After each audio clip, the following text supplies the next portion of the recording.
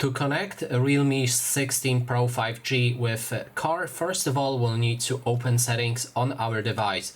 Next step is to scroll down, and here we need to find the device connect, and then we can click on Android Auto.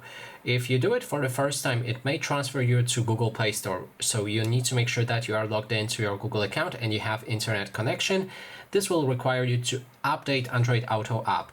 So click on the update button and here wait around a few moments, like 1 minute maximum. Then the Android Auto will be updated. When it's done here and you have uninstall button, just go back, and that way you'll be able to click on Android Auto again, click on connect vehicle, and then you have two options to connect your car. First one is through the cable. If you have a cable that allows you to connect your phone and your car, you can try it.